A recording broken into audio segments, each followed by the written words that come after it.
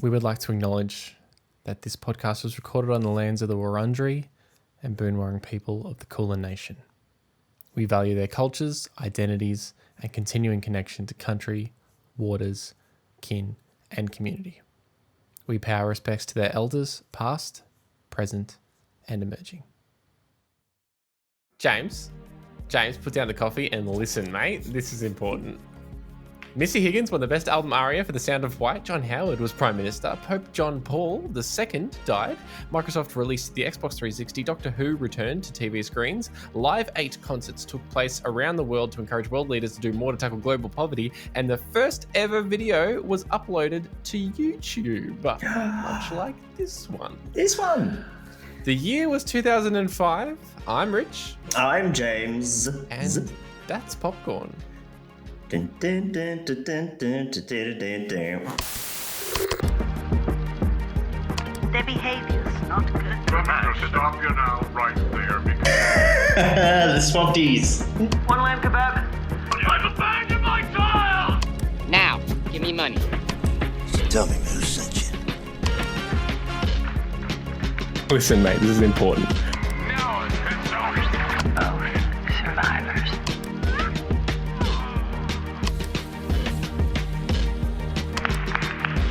I thought you were real. Son of a bitch!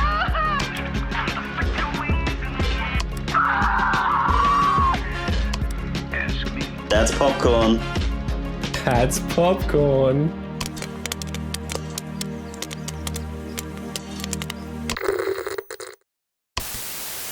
Missy Higgins won the Best Album aria for The Sound of White. All right. Hello! Welcome Hi. to another episode of That's Popcorn. This is That's Popcorn. It's a film podcast. Vodcast. Vodcast. James, you just told me was put into the dictionary in 2005. That's right. Before that, they called them videograms. Videogram. Yep. Just gonna upload my videogram, Mum. Yeah, my videogram. I can't pause it, Mum. I'm videogramming. Mom. Mum. Yeah, so this is a vodcast and a podcast about films, and we watch a great film and a grating film. Yay! Yeah, bringing that back. Bringing that back Bringing until that we get back. a better one. That's the best one. This year we're doing 2005, and we're choosing the film that we're going to watch. For the That's next right. episode. The two films, Richard. The two films, yes. Not just one. Do you want to go kind of one for one, like we did in the horror one, and just go Oh, through that it? could be fun. All right, think- so I'll say a good one, and then you say a bad one. Yeah. Let's do that.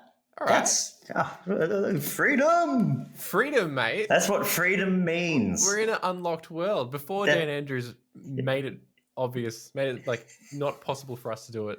You know, I don't know what I'm saying. Just blame Dan Andrews. Wake up, sheeple. James, The world is watching, Richard.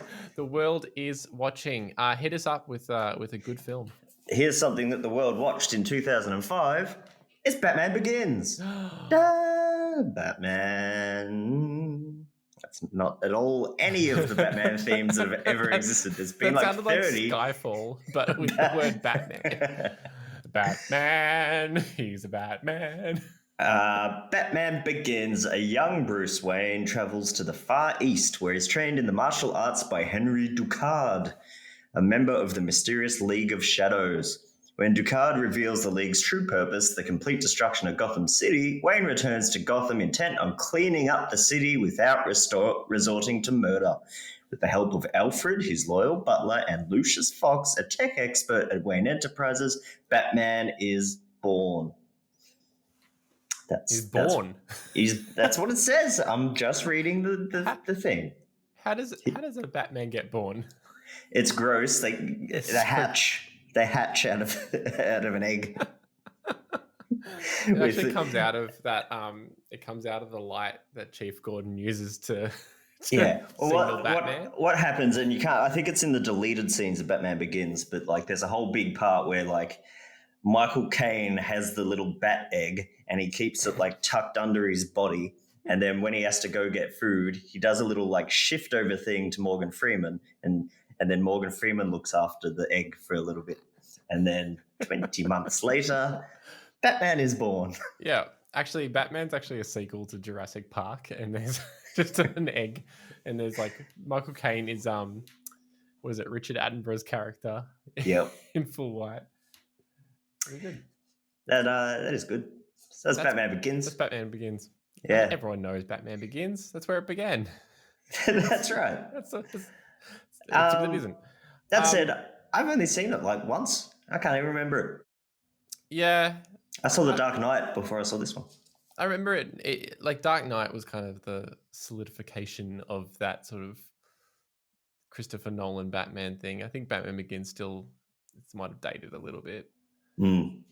But based on this list that's coming up, it's probably the best film of the year. Oh God, 2005, letting us down already. It's not great. Shall I hit you with a bad boy? Hit me with your bad spot. I'm going to hit you with the baddest of bad boys. There's a film called Pros and Ex-Cons. So Pros and Ex-Cons is, let me read the synopsis here. After completing their job, two ex-cons are quickly informed that they have assassinated the wrong individual. With the stakes high, they must quickly correct their mistakes before covers are blown and innocent lives are lost. This is an Australian film with Sam Worthington. Hey. And some other actors I'm sure we'd recognise but probably don't know the names of. I watched the trailer before. It looks pretty low budget, and it's pre-Avatar, so Sam Worthington wasn't exactly like a household international name. But yeah, there's a line in the trailer where he's like, "I'm just a guy with a big effing gun," and then like shoots him or something. I don't know. I don't even remember the line properly. And what's it called? Pros and Ex-Cons. Pros and Ex-Cons, as in like former criminals. But and they're professionals, I'm guessing, not protractors. Yeah, no, it's not a mathematics based. That actually sounds better. It does. I'd watch the That maths. would have had a high rating. Maths one.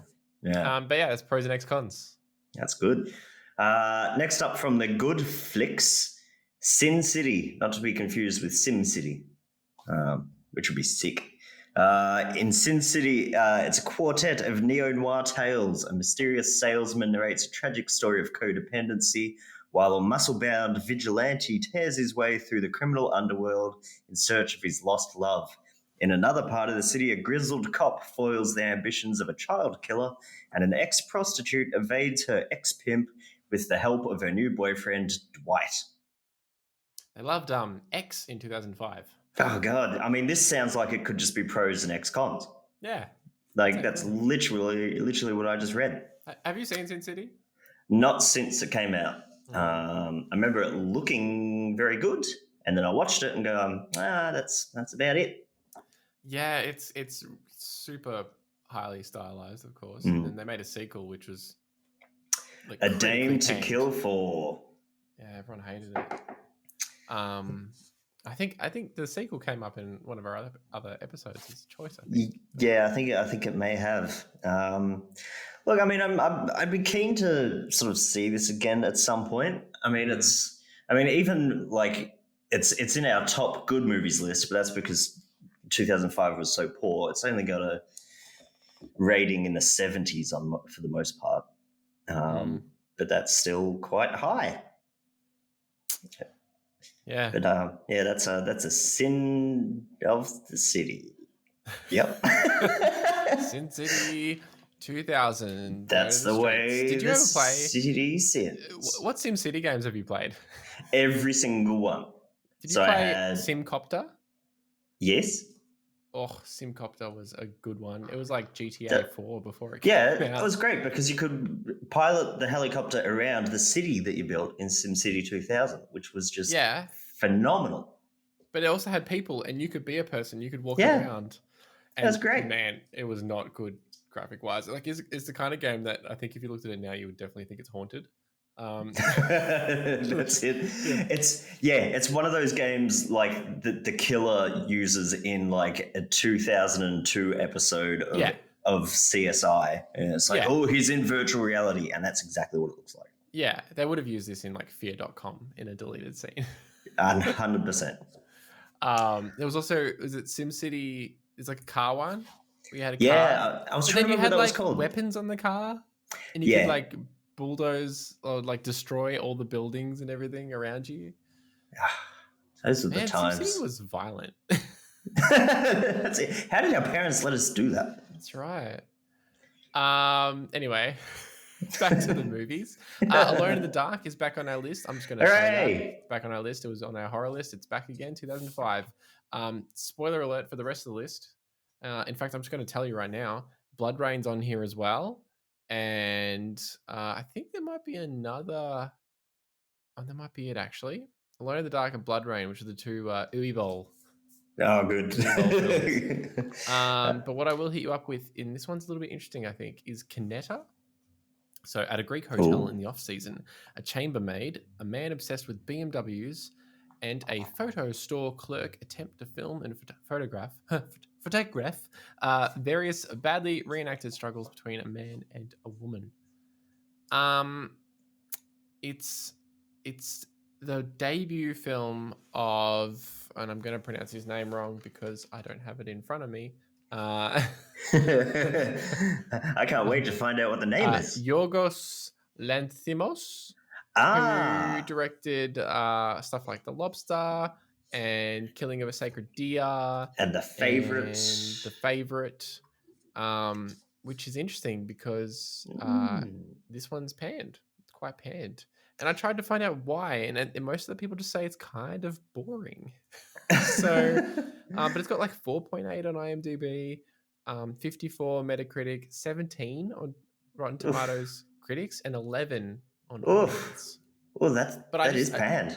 It is bad, but I also just don't think there's enough ratings to warrant how bad those ratings are. I don't know. Yeah, I mean it sounds more interesting than most of the garbage movies we talk about. It sounds like it's got like intersecting things, which I think were a big deal in 2005.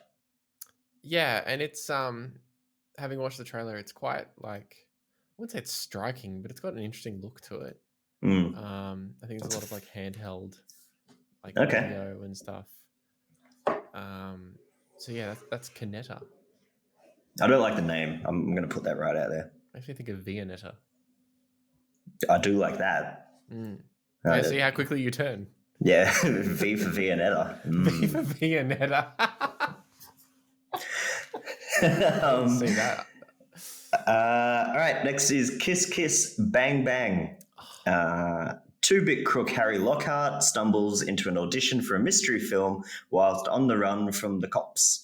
Winning the part, he lands in Hollywood, where he's flung into a tangled, murderous conspiracy with his childhood sweetheart, Harmony Lane, and also hard-boiled private eye, Perry Van Shrike.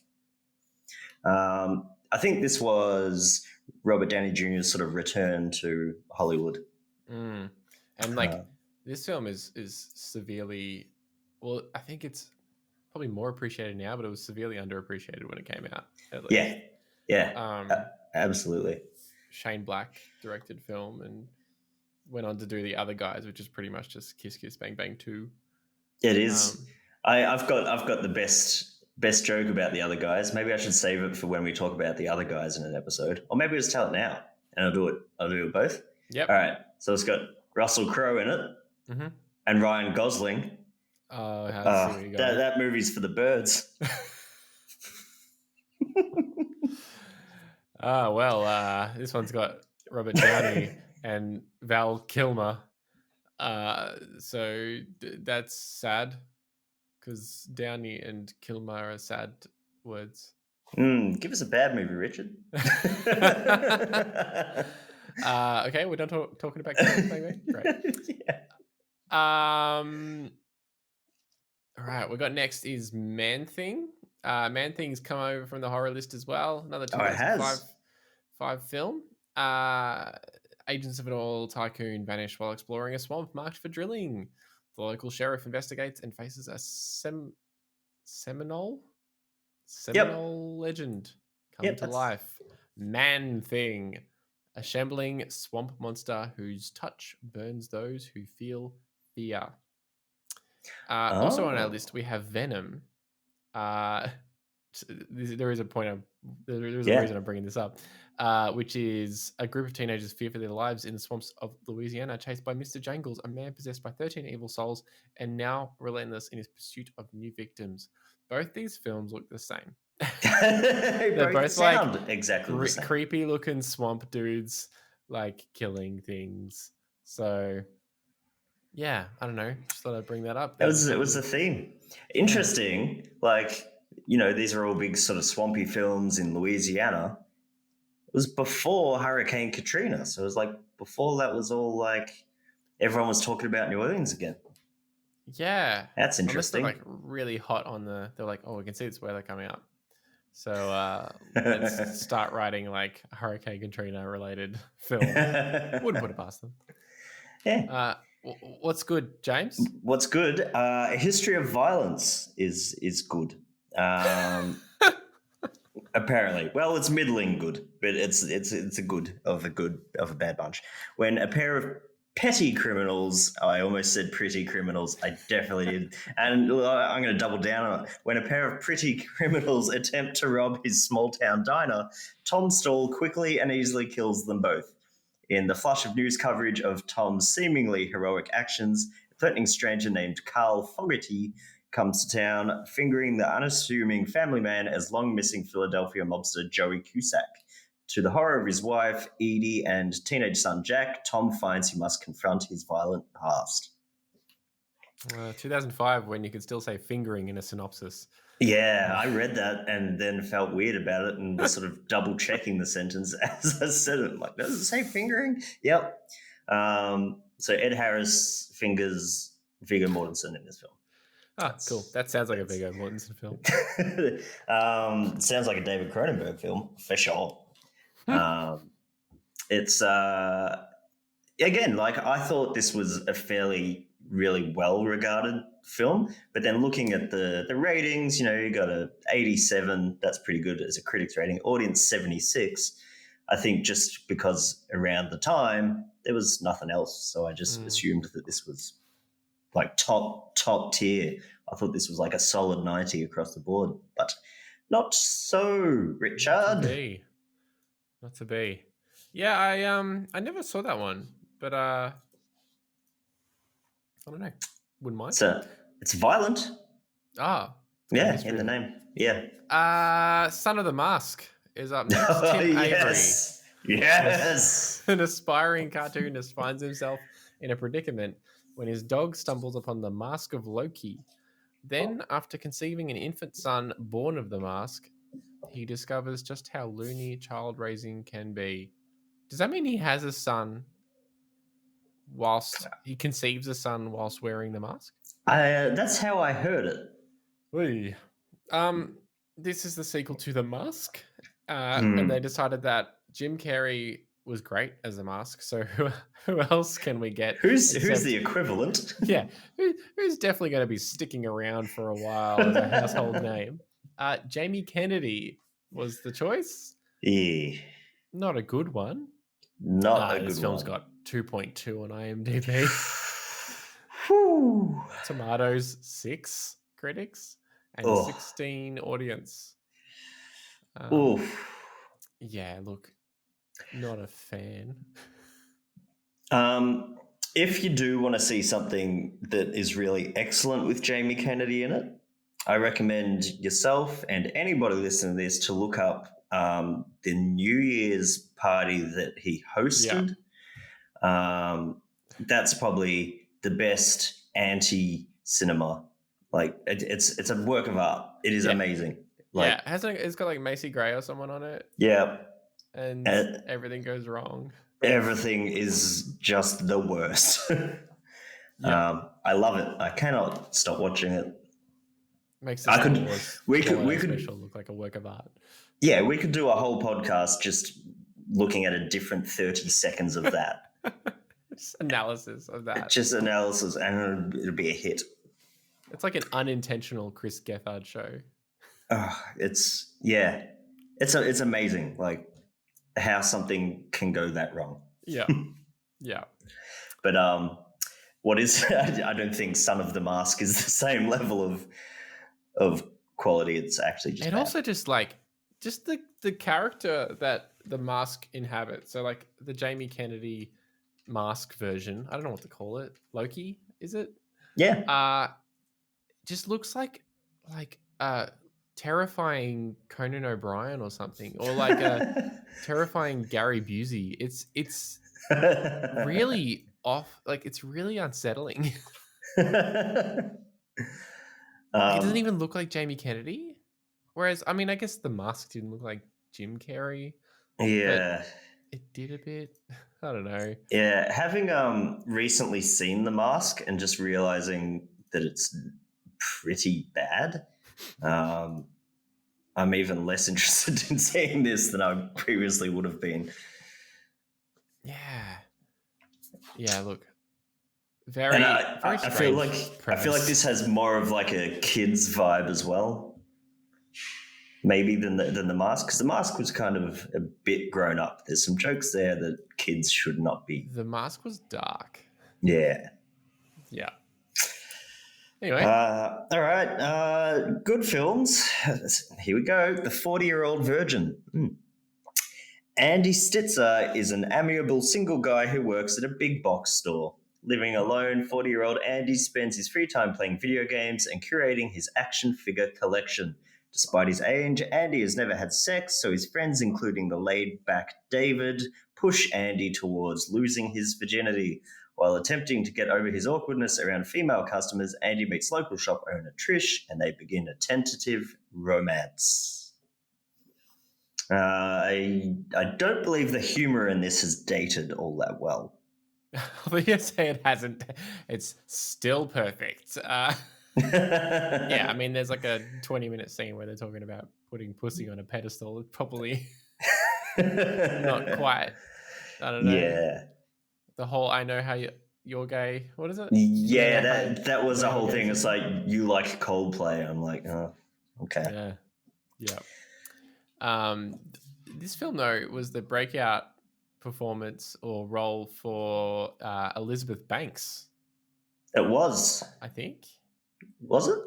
Well, I mean, it was like one of her bigger roles. I said it was very surely, and then I went, oh, was it? So she was the one that I think she worked in some other store nearby. Okay.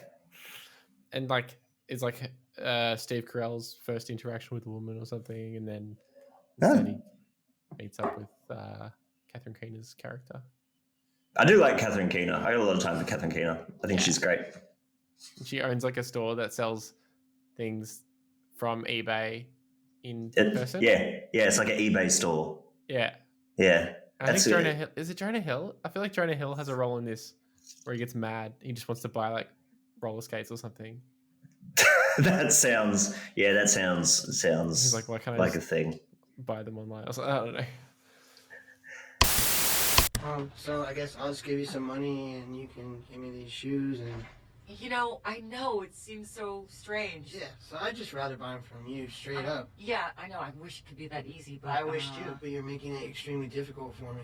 I'm just trying to get these shoes back to my house so I can wear them. I'm remembering the scene very poorly, but... Yeah. 40-year-old virgin. A Sound of Thunder.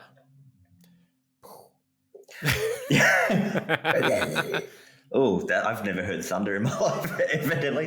I'm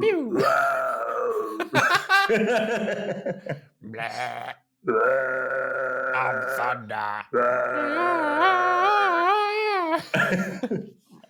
A Sound of Thunder. A single mistake in the past by a... Oh, God, this is written poorly. A single mistake in the past, comma, by a time travel company in the future, comma, has devastating and unforeseen consequences. I know nothing about this film. That's the synopsis. I know absolutely nothing about it. Time travel. That's about it. What's the hot ratings it's got? It has 4.2 It's got a 24 Metacritic. It's got a 6 tomato Whew. critic and an 18 tomato audience. I'm always interested in bad time travel movies because they're very easy to screw up. Very easy. If you do it well, it's automatically a good film. But even the good ones are like hard to follow. Chicago 2055. Charles Hatton has made a fortune by founding Time Safari, which offers rich big game hunters short time travels to kill off dinosaurs just before their natural death. When scientist Travis Ryer notices the weather and wildlife are not behaving as usual, he consults Dr. Sonia Rand, the contractually invisible inventor of the supercomputer which controls time. They soon face time waves, each worsening the effect in 2055 of evolutionary distortions, lower life forms first. They attempt to identify and rectify the past alteration, but each attempt gets harder in their distorted present. That actually sounds kind of interesting, but also that might just be because I think that's just a Simpsons Halloween episode. Yeah. It is just that one. What's a donut? It's that. This actually sounds great though. I'm very interested. It's got Ben Kingsley in the lead role as Charles Hatton. Sir Ben Kingsley, thank you. It's got He didn't spend Edward 12 Burns. years at night school to become Mr. Ben Kingsley. Thank you very much. His credit name on IMDb is just Ben Kingsley, but then to the right it does say as Sir Ben Kingsley. So I don't know. Whatever. Because it looks like nobody can get it right. You must be so annoyed. That's right. It's got Edward Burns, who is in something. Oh, it's got David Oyelowo. Why do I always pick the names? I can't say. David, who is known for Selma. Martin Luther King. He's also in Spooks. And a bunch of other stuff. This guy, he's not anything. Edward Burns, already said. August Zerner, he looks familiar. I recognize his name from calendars. Good. Jemima Rooper, hardly know her. That sounds worse after having already said it. Heike McCatch. Okay. Yep. What's that movie called? A Delicate Sound of Thunder, or just a Sound of Thunder? Just a Sound of Thunder. Was that the Sound of Thunder? That was the Sound of Thunder. That's what it was. No, this looks fantastic. It's based off a short story by Ray Bradbury. Oh yeah. You might know him as the father of Stephen, who the ice skater. Speed skater. Yeah, cool. Did you say Spice Skater? Yes. I might have said Spice Skater. Yeah. It's directed by Peter Hyams. Imagine the word yams, but with an H in front of it. He also directed Time Cop. All right, dude. Yes. And he also directed 2010, the sequel to 2001: A Space Odyssey. Which also has elements of time travel in it. Yeah. This guy he's telling us something. That's right. Maybe he should have time traveled back and made a good film. Burn. He also directed End of Days with Schwarzenegger.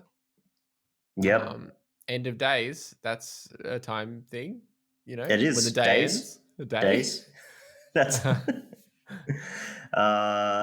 interesting. I'm interested in that film. Yeah.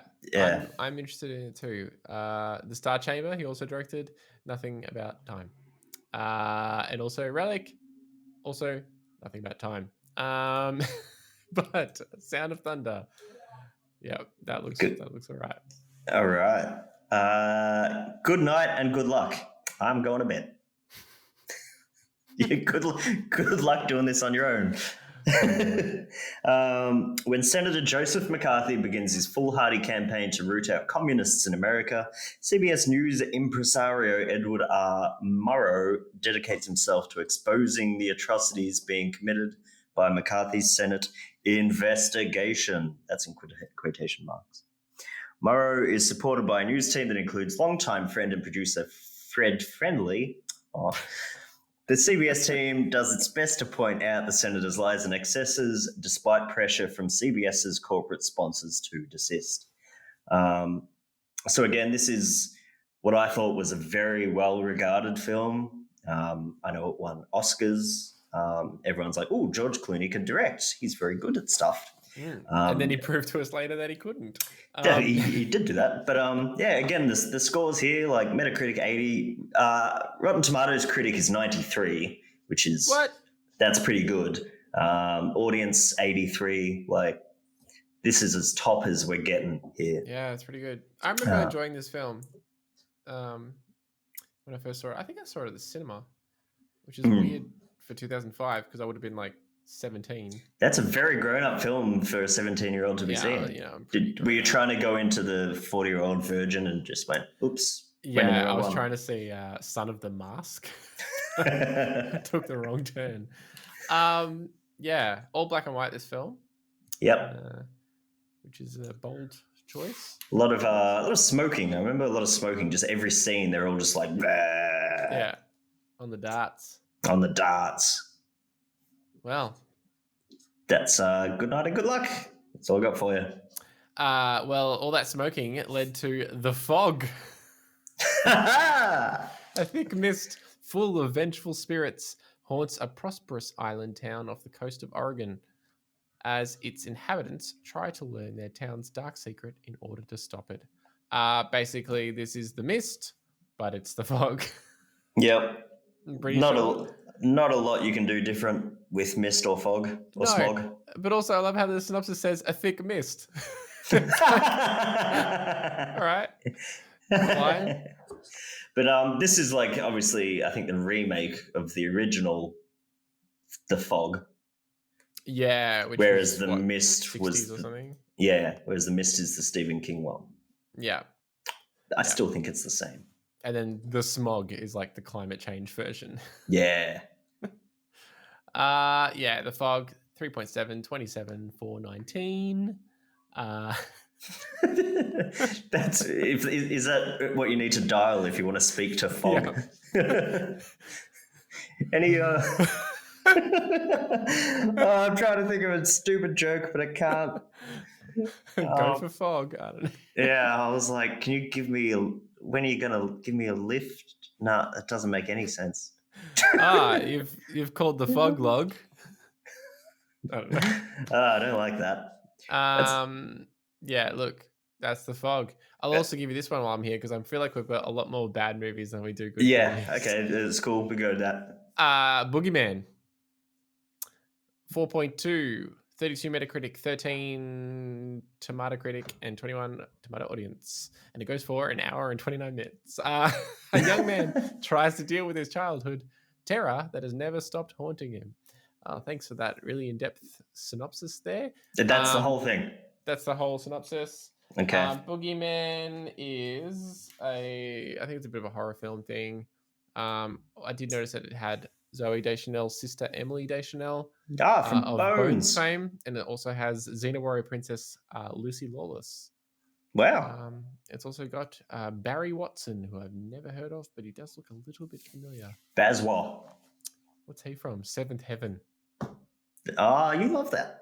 Oh, and Sorority Boys, my favorite film. You love that because you were one. That's right. It's like it takes me back to that time when I was one. That's the entire joke. Yep.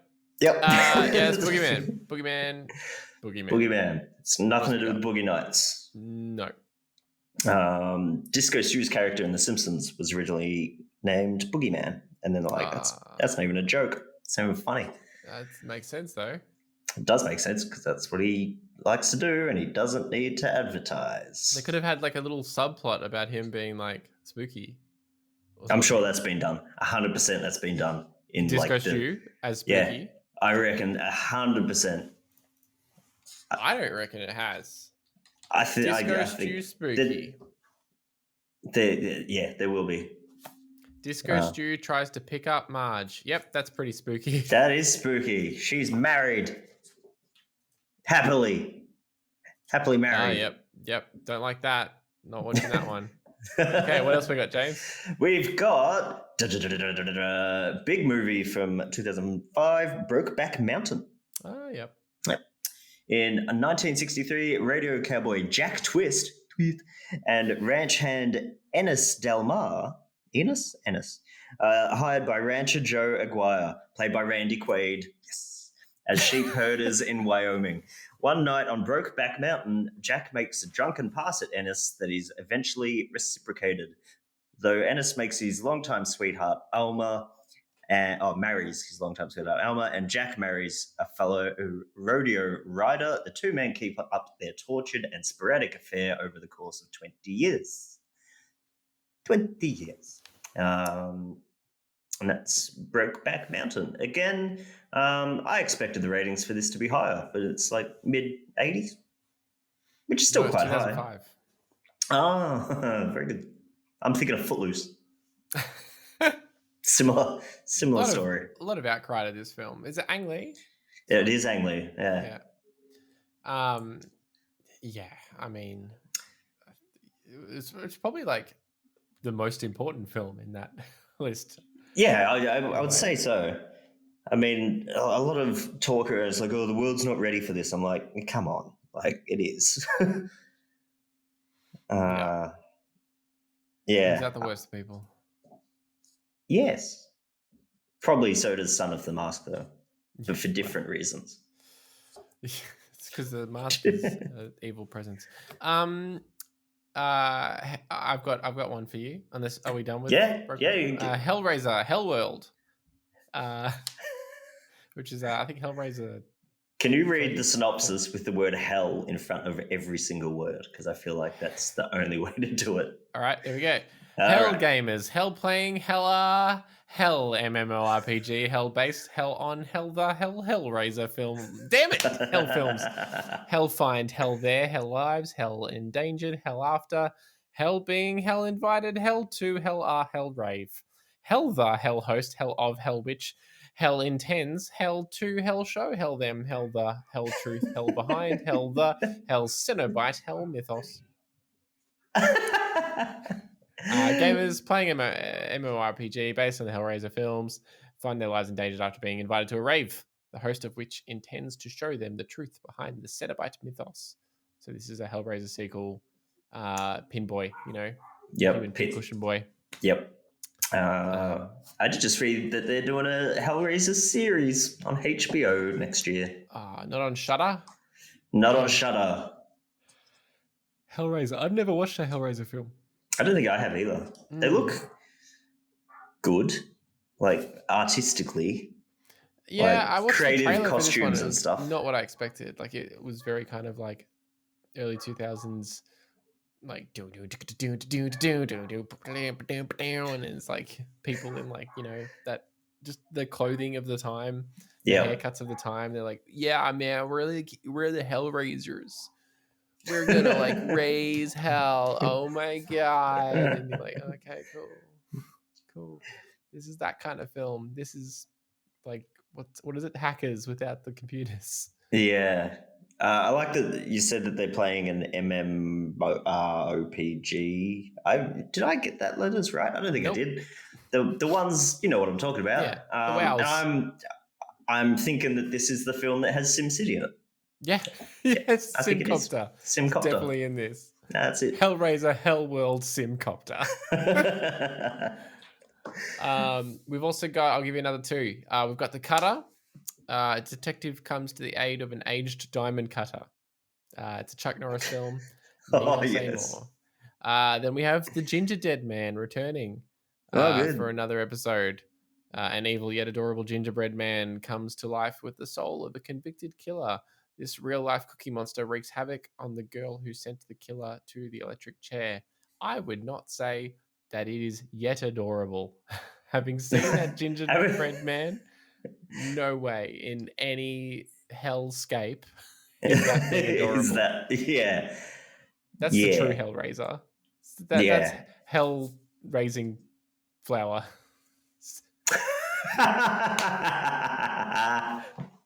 Yep. That's the one. Cut yourself out a little gold star there, Richard. Yeah. Yeah. I mean, that is the level of puns that the Ginger Dead Man series goes to, I think. Yeah, I think you could probably write for that, and like that'd be the tagline. Like Yeah. that was amazing work. I'm very Thanks. impressed. I'm a little taken Thanks. aback. Well, I'll give you another one then. Urban Legends, Bloody Mary. On a prom night dare, a trio of high school friends chant an incantation, unleashing an evil spirit from the past with deadly consequences. No, deadly. Yeah, don't need that.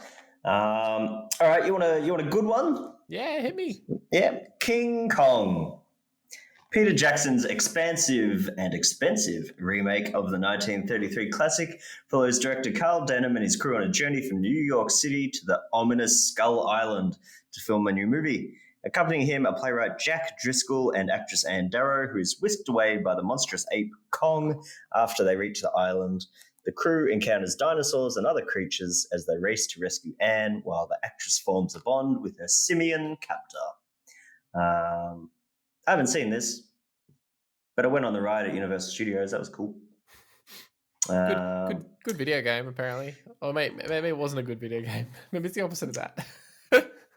Yeah, it's no SimCity, that's for sure. That's right. But interesting about this, the RT critic score, 84, audience, 50. Yeah, no, it hasn't aged well. Hasn't it? It's got some janky graphics too. Also, definitely Simcopter. Imagine being the helicopter in that, coming up to like King Kong on the building. See, that's good. Man, Simcopter just works for every movie. In the air, on the ground, everything. Everything. Yeah, pretty janky. I think this was the first Peter Jackson film after all the Lord of the Rings stuff. It wasn't it? Yeah, it was. Yeah, and it seems like a pretty quick turnaround as well. Because when did Return of the King come out? Like 2004? Yeah, something like that. Or 3? I don't know. I'm not a Hobbiton.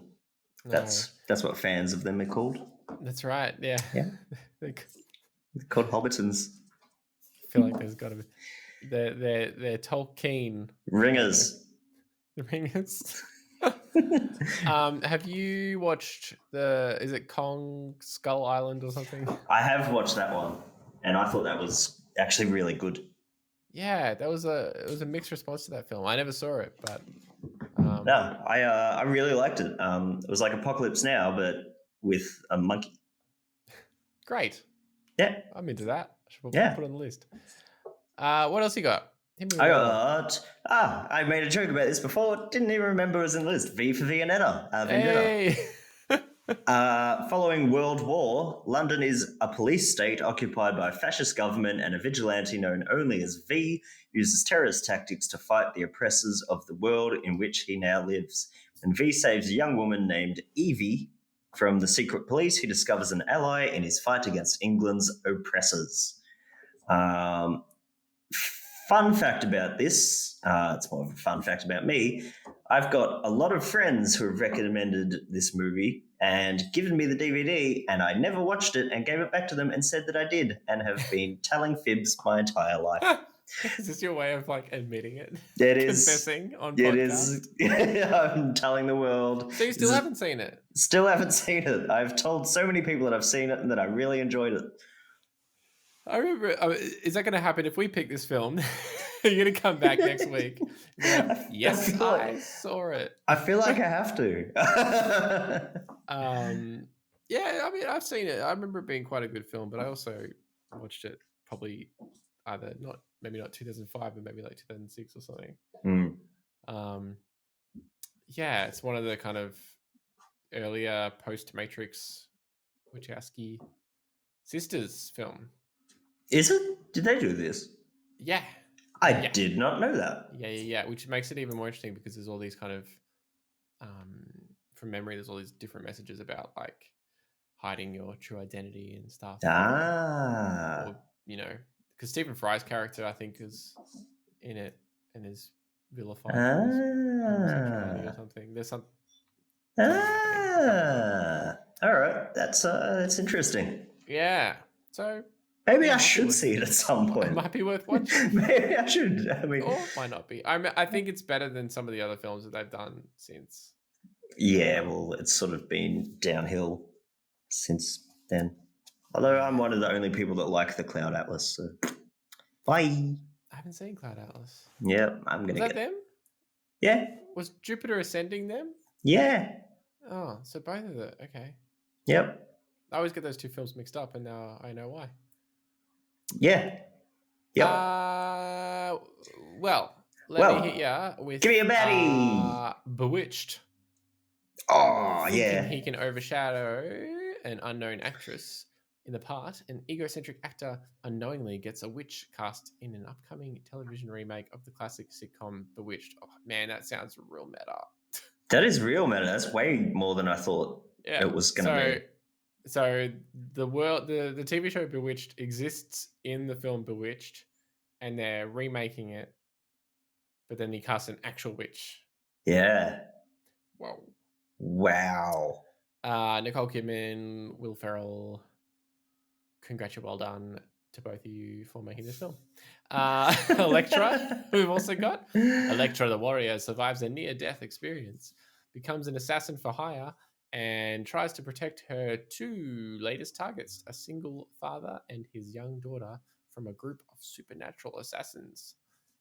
This is a Marvel comic-based film following off of the film Daredevil, the Ben Affleck one.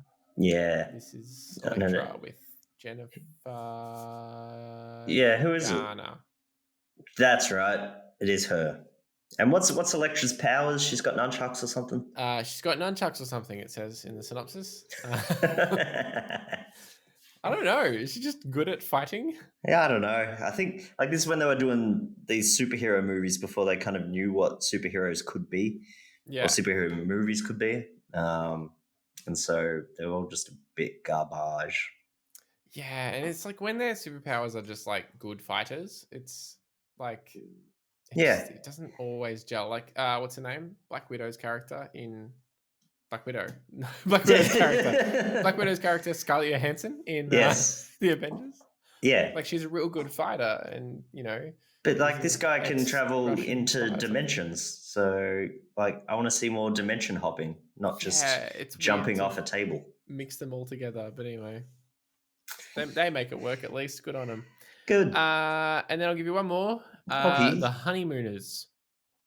Oh no. Working class New York bus driver Ralph Cramden is always coming up with get-rich-quick schemes for him and his best friend Ed Norton, who's always around to help him get in and out of trouble. Did they seriously call the character Ed Norton? That's silly. This is our mate Cedric. Oh, is it? Good. Sure. Good. I think you might be right. Whether it's a remake of The Honeymooners from 1955 or not. I think it is. I think it is, and I'm not sure why somebody felt like that needed the remake treatment, because all I know about it is about him threatening to beat up his wife every episode. Oh, really? Oh, okay. Yeah. Well, good on kind of bad. Yeah, it doesn't credit any of the older ones. Okay. So I'm not positive. Maybe it's an unlicensed remake. Bites the dust situation. They were banking in on that real like the Honeymooners from 1955. Cashola credit, whatever. Kudos. Look, it's got Cedric, it's got Mike Epps playing Ed Norton, and it's got Gabrielle Union. Oh, I was going to say Gabrielle Gattei, the celebrity chef. It's got Eric Stoltz as well. Oh, and John Leguizamo. I'm not doing well with the names today. That's all right. Johnny L. Interesting cast for what sounds like trash. Yeah. Yeah. Yep. Here's a good movie. I like this movie. Munich. Hey. Yeah, after the murder of 11 Israeli athletes, probably shouldn't have gone yay and then said that. After the murder of 11 Israeli athletes and their coach at the 1972 Olympics, the Israeli government secretly assigns Avner Kaufman to carry out a series of strategic retaliations. With the help of a driver, a forger, a bomb maker, and a former soldier, Avner conducts a worldwide operation targeting 11 individuals. As the assassinations pile up, Avner begins to doubt the morality of his actions. Eric Bana being badass. Eric Bana. Bana. Is this pre or post Hulk? Ooh, I reckon it's pre-Hulk. I think it's post Hulk. I think it's post-Full Frontal. Yeah. I reckon that's a safe bet. It's post Hulk. Hulk Post-Hulk? 2003. Ah, okay. Yeah, this is good. And this is a Spielberg movie, isn't it? Yes. Yeah. And also Daniel Craig before he was Jimmy B. Okay. Munich. I've never seen it. I've always wanted to. Oh, it's good. So yeah. Oh, yeah. Okay. My Big Fat Independent Movie. Oh, no. I know what this is already. My Big Fat Independent Movie is a spoof along the lines of Scary Movie and Not Another Teen Movie. It includes parodies of some of the indie film world's most renowned movies, such as Memento, Pulp Fiction, Magnolia, My Big Fat Greek Wedding, Amelie, Run Lola Run, El Mariachi, The Good Girl, Pie, Swingers, and many others. The poster for this is just like an Amelie spoof. Oh, that's funny. It's yeah. Also, My Big Fat Greek Wedding, independent movie. I think it kind of was-ish somehow. Okay. Sure. That's all I'm going to say. They might be confusing independent with Greek. Easy mistake. Easy mistake. Then we have King's Ransom, hoping to foil his own gold-digging wife's plans. A loathsome businessman arranges his own kidnapping, only to realize that there are plenty of other people interested in his wealth as well. Great. This has got a comedian who's in a lot of things. Who could it be? Is it Carrot Top? No. Is it? You'll never get it. How can I only think of one comedian at the moment? Anthony Anderson. I got no idea who that is. It sounds like a fake name. I told you you'd never get it. What was he in? He was in The Departed. He was in Kangaroo Jack. Oh, good. He was in Transformers. He was in Hustle and Flow. Oh, that's coming up in my list, bro.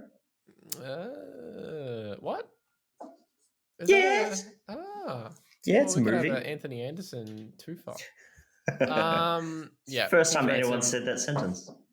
It looks terrible. I'll give you that. All right, what do you got? I got Murderball, which is a very high-rated film, but it's a documentary. I don't know if we play that game here, but this documentary introduces the US quad rugby team, a team composed entirely of young paraplegic men.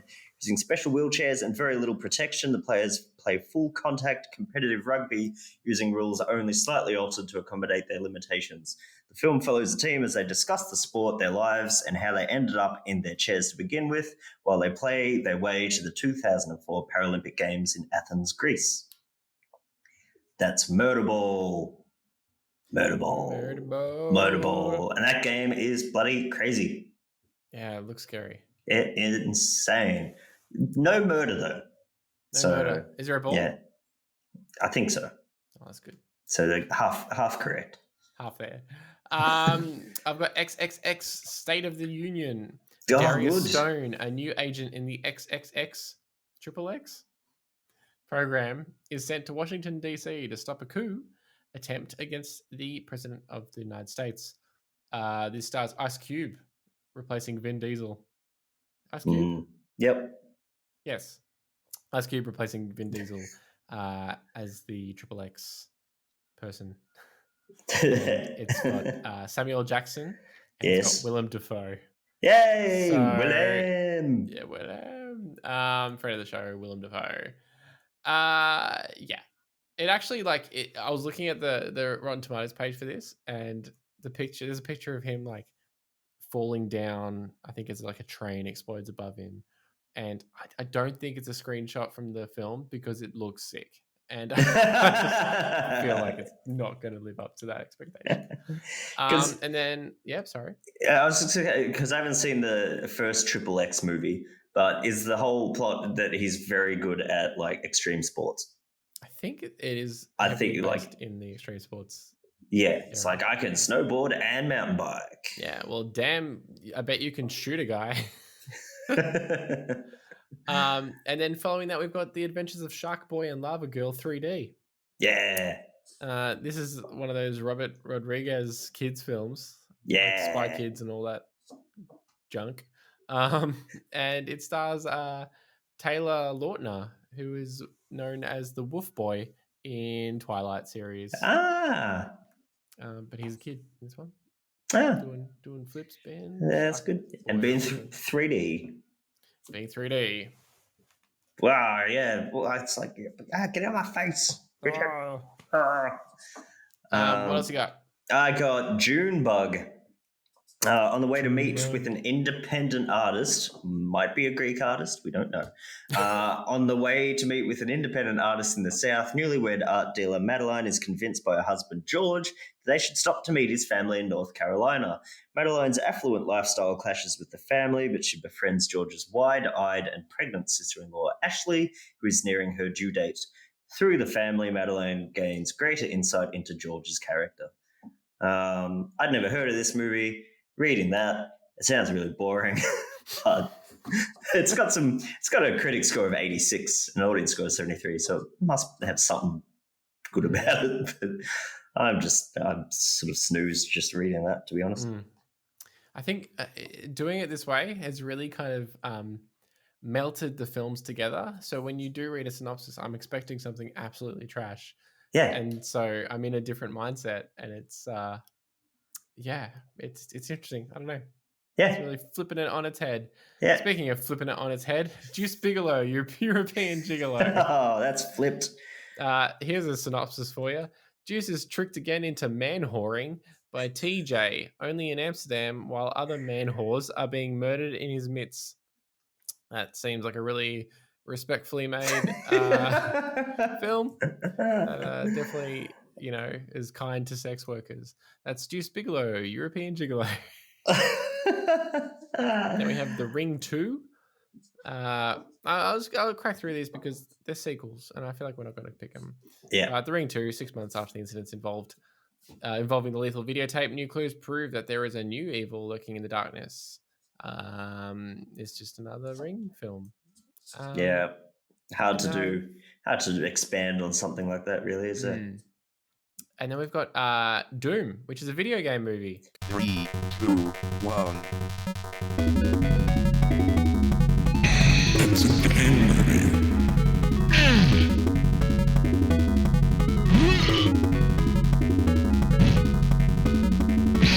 Bonus. It's a game movie.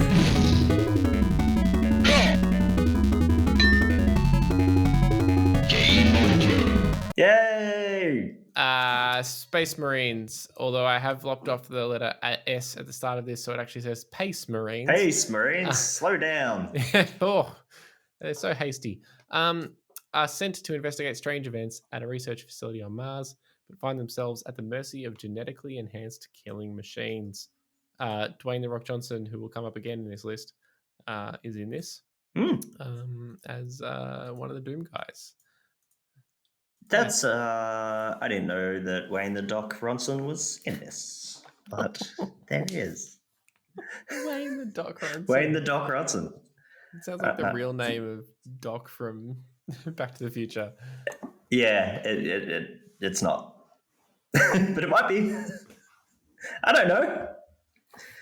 Me and you and everyone we know is the next movie. Is this Miranda July? It is Miranda July. Yeah. Do you just want to talk about it?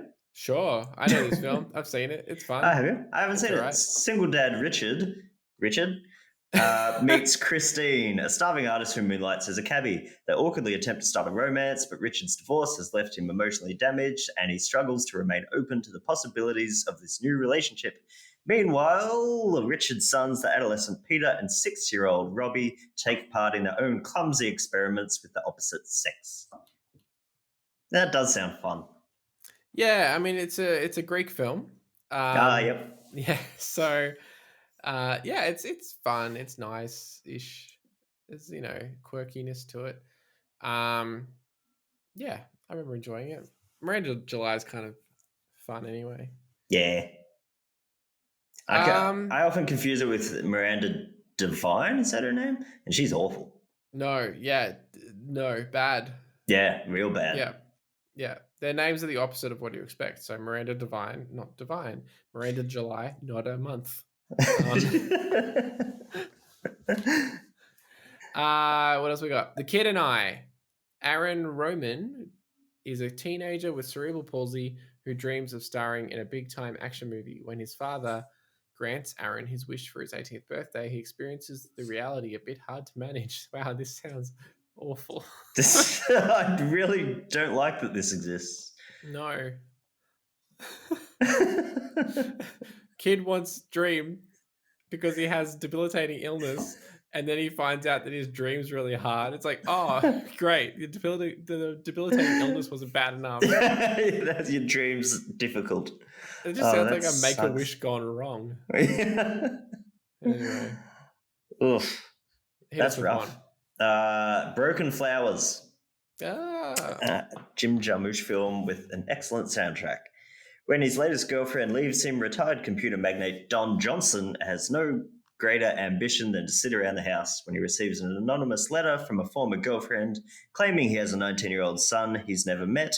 Don doesn't even think to follow up. It's not until his neighbor, a mystery fan, encourages him that Don resolves to visit the exes who seem the most likely candidates and to find out the truth. The end of that sentence was like me reading, like, this is the man who ate the bug to eat the flower that ate the spider in the house that Jack built. It was a very badly written synopsis. But I like that movie, and the soundtrack's great. I've never seen it. It's really, really good. But I did see The Dead Don't Die, and that was upsetting. Yeah, I think this was like the last Jim Jarmusch film that I enjoyed. Everything after this has just sort of been a bit too, yep, here's every famous person that I know.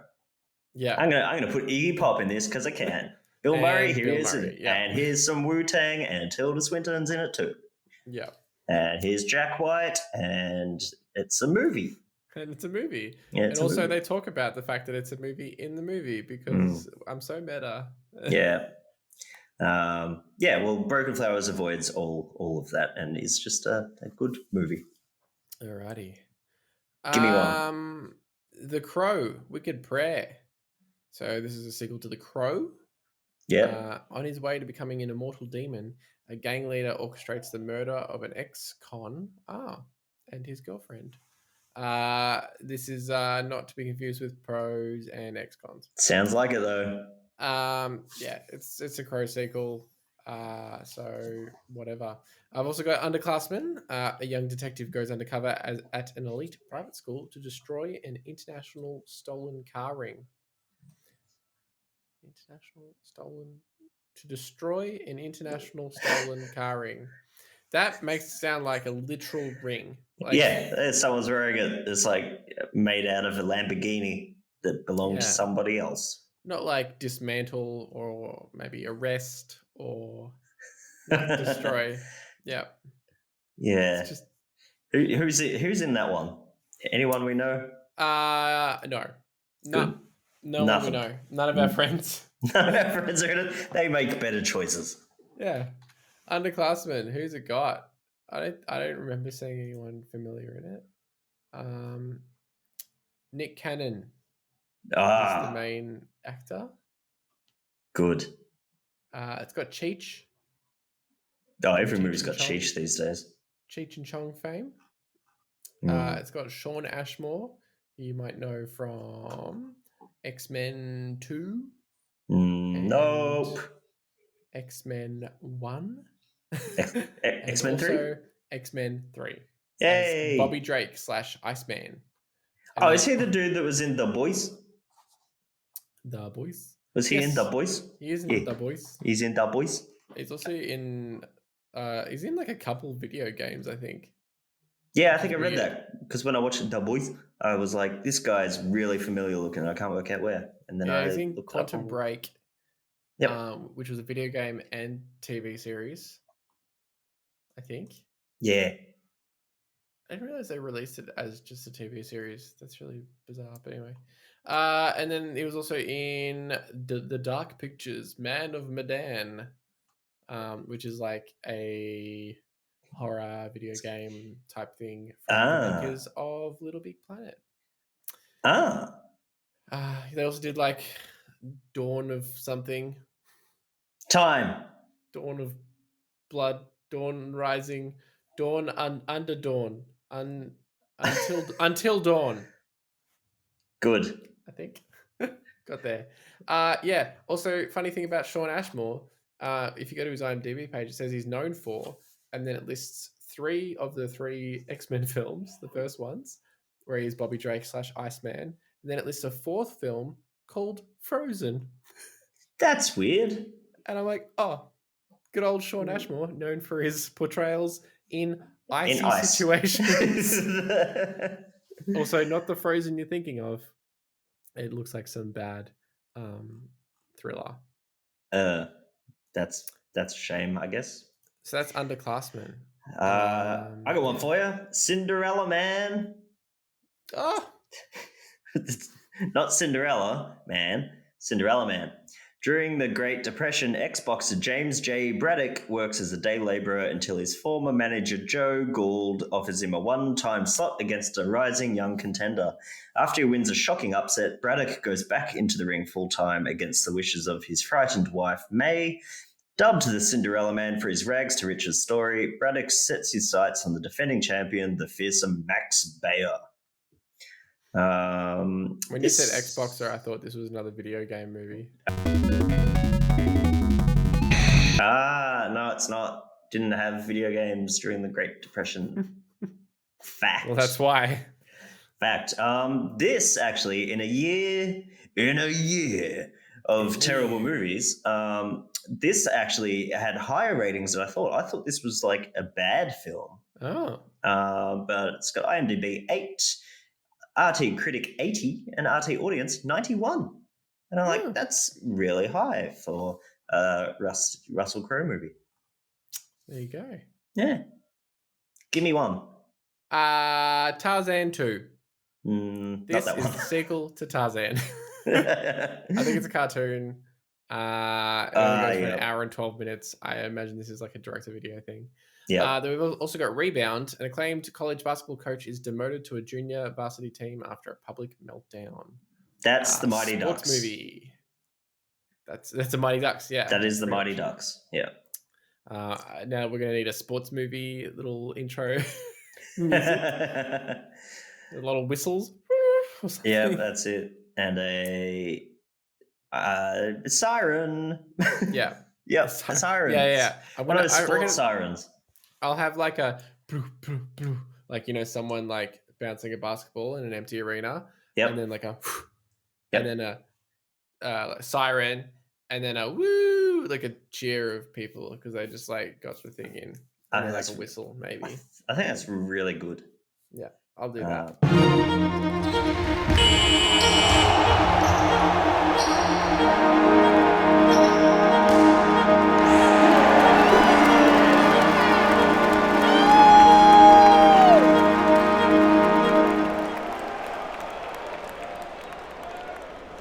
Okay, we'll see if that happens.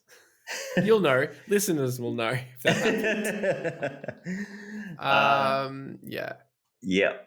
I've got the 3 burials of Mercedes Estrada. I reckon I got that pretty close, to be honest. Bang on. When brash Texas border officer Mike Norton wrongfully kills and buries the friend and ranch hand of Pete Perkins, the latter is reminded of a promise he made to bury his friend Mercedes Estrada. I didn't know they were going to make me say it twice. in his Mexican hometown. He kidnaps Norton and exhumes Estrada's corpse, and the odd caravan sets out on horseback for Mexico. As Estrada's body begins to rot, Norton begins to unravel, but Perkins remains determined to honor his vow. This movie I've not seen, but always just interested me because it looks quite like interesting. It's got Tommy Lee Jones, and it was shortly after No Country for Old Men, and just sort of looked like it could almost be set in the same universe. Yeah, just always interested me, and just the name of it, I'm just like, this is like, I don't know. This is actually before No Country for Old Men. Yeah, it was. You are correct. Yeah, it looks interesting. I've never heard of this. Is it part of the 3 billboards? Can we have like a 3? Yeah, there's trilogy? 3 billboards. Everything is the 3 burials and the 3 ninjas kick back. Yes. Yeah, that's the trilogy. Tommy Lee Jones is in all of them. Great. We have Shark Boy and Lover Girl 3D. I've got Constellation for you. A painter living in exile returns home where his family endured generations of racial violence. There he begins to fantasize the people around him as a series of portraits in order to bury the pain and find something beautiful to feel. This doesn't look good. Yeah, I can say just like hearing that story, I'm like, this sounds like a turd. Yeah, this has Gabrielle Union again. She makes some of the best decisions for films. It's also got Billy D. Williams, who you will know as Lando Calrissian, or you might not. I don't know who that is. Lando Calrissian is a Star Wars character who owns the Millennium Falcon. That's a Star Wars fact. Now I need a Star Wars intro. It's also got Zoe Saldana in a rare role where she hasn't got colored skin. Yeah. Yeah. Look, it's the film looks pretty low budget. It doesn't have very good ratings. And what's it called? Constellation. Constellation. That sounds like a constellation prize. Hey, stuck that one in there. Yeah, just like these guys sneak their planes in the radar in the movie Stealth, which is next. Good. Stealth. Deeply ensconced in a top secret military program, 3 pilots struggle to bring an artificial intelligence program under control before it initiates the next world war. This film is trash. It also has some of like the best, I think, like plain video graphics, effects, scenes, whatever. Okay, good. From memory. It also has a sick soundtrack. Really? Featuring songs by Incubus and other bands. Yes. They wrote a song specifically for this. Wow. It bangs. I thought in 2005 that ship had sailed, like people weren't still doing it, but I'm very glad. Like, Incubus was probably on the down at this point, but yeah, because this would have been after that one that everyone knows, Drive. Yeah. Now they were trying to do Fly. Zing, I like that one. All right, what do you got for me? I got Pride and Prejudice. In this adaptation of Jane Austen's beloved novel, Elizabeth Bennet lives with her mother, father, and sisters in the English countryside. As the eldest, she faces mounting pressure from her parents to marry when the outspoken Elizabeth is introduced to the handsome and upper-class Mr. Darcy, sparks fly. Although there is obvious chemistry between the two, Darcy's overly reserved nature threatens the fledgling relationship. Just going to put it out there, I don't know anything about Jane Austen, and I've never read any of the books or seen any of the movies, and I just do not care one iota. And people are going to yell at me because they always yell at me. It's like, no, you just give it a chance. It's really quite nice. I don't care. I don't care about the countryside and manners and like little hats, bonnets. I don't care about bonnets. Yeah, no, in the bin. This has got Richard, I want to say like Oxborough or something. Richard something like that. As the Who main is- character, the Colin Firth replacement. Does it? No, Um, no, it's got Matthew McFadden. Fadian. Ah, okay. I don't know who that What is. am I thinking of then? I don't What am I know. thinking of? I feel like he is in it, Richard someone. He he's could the be. character. I'm thinking of the guy from The Stranger and The Lodge and Spook Season 7. Okay. Anyway, bad bit. That was a good bit. Now we've But got- I will say with that Pride and Prejudice, the scores are pretty good. People seem to love it, but Yeah. I just don't get it. We've got Racing Stripes next. An abandoned zebra grows up believing he is a racehorse, and with help of his barnyard friends and a teenage girl, sets out to achieve his dream of racing with thoroughbreds. It's got Frankie Muniz in it.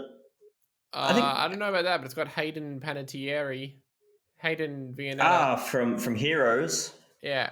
Yep. Yeah. Before Heroes, she was racing zebras. Yeah. Although I didn't think Heroes was that.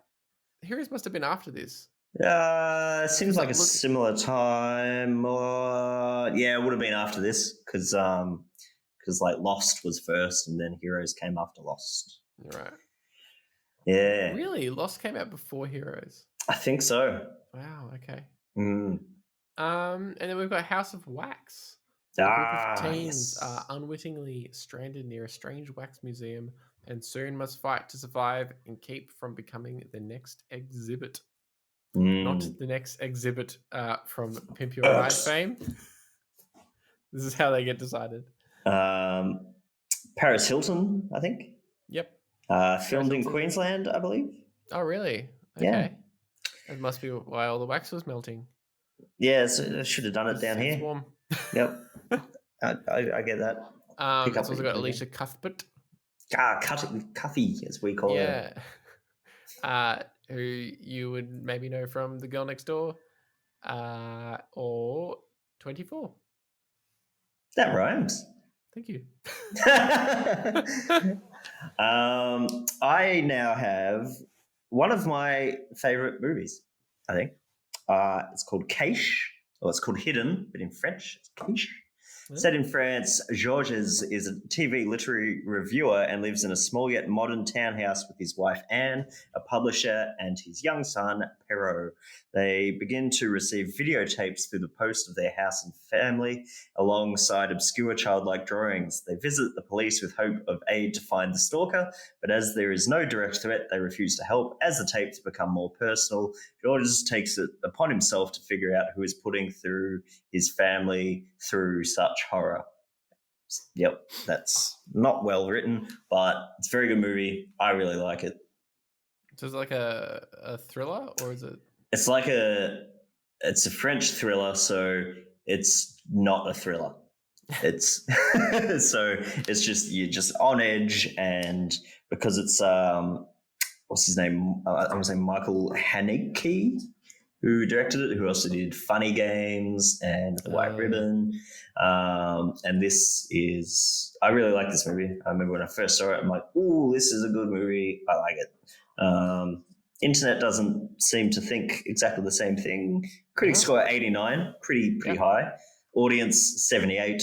It's up there, but it's quite good. I think it's quite divisive because the ending doesn't really answer anything. You have to do a bit of thinking.